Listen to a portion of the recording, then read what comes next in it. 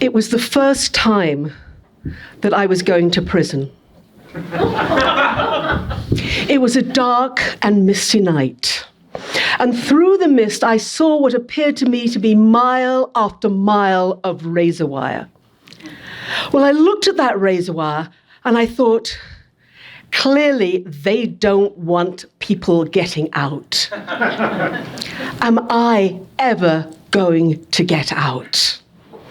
So we drew up to the huge gates and they were open. And then they slammed behind us. And I remembered I was claustrophobic.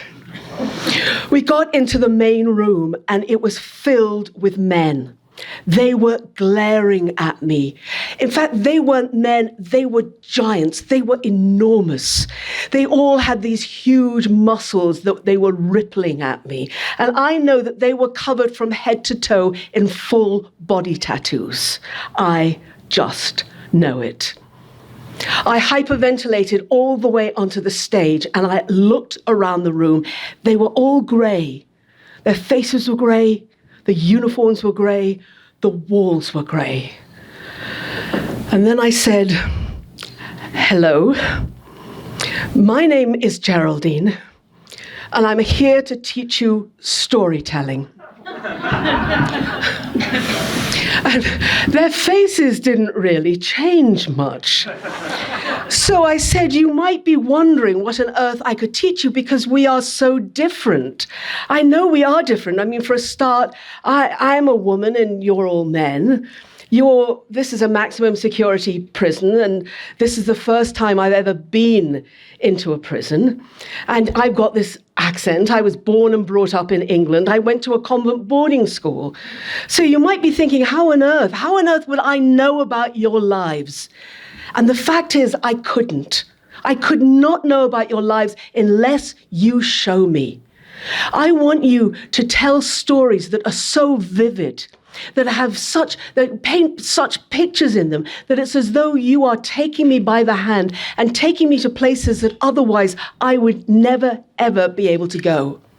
I want to be able to go with you to the outside of your grandmother's kitchen window and be able to look in and see what toppings you're having on pizza that night. I want to be able to experience your life, and the only way I can is if you describe it to me, if you take me there. And the incredible thing is that is the power of story, because that is what story can do. And it seemed as though they got it. There was a relaxation in the room. It was almost tangible. And I put on music, and the guys started to create, and they started to think. And then I asked if anybody wanted to come up and share. I said, nobody has to do anything they don't want to do. I hate being told what to do. And I wouldn't inflict that on any of you. And this huge corporate sigh went out over the room. But one guy bravely got up and he got on the stage, and he was huge. He was enormous. He had shoulders out here. He had blonde curly hair, blue eyes, and the muscles were incredible. He'd clearly been working out every day of the years and years that he'd been incarcerated. And he looked out across the room and he said, I don't know how many of you know, probably none of you do, but my dad died recently. And it was really bad. And I wasn't eligible to be able to go to the deathbed, and I couldn't go to the funeral. And it was bad. But some of you might know that I'm a baker, and so I work overnight. And we all know this place is awful. It's dark, it's dingy, it's revolting. But isn't it incredible that when you look out the windows, we're surrounded by mountains. And it's true, that prison is surrounded by the most beautiful mountains.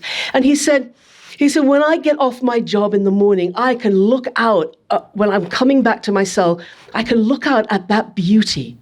And somehow that beauty helped me and continues to help me. It's like it calms my spirit.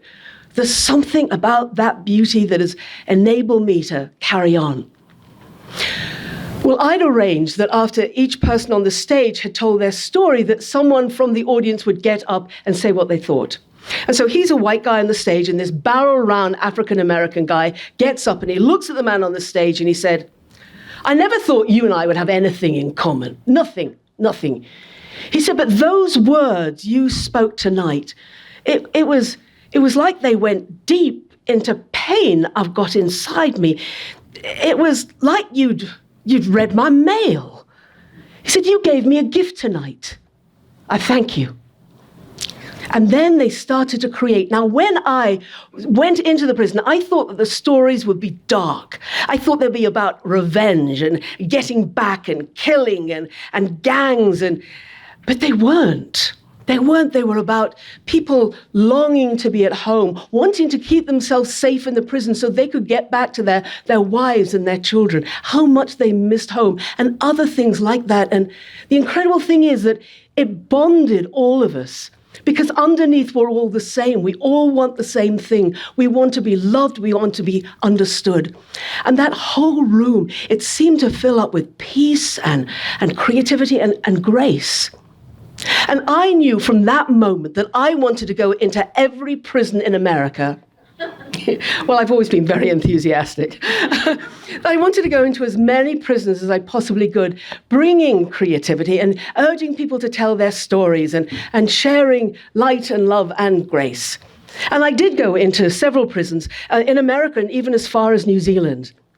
But a few years after that first time of going into the prison, I ended up being the chaplain, the Protestant chaplain at that same prison.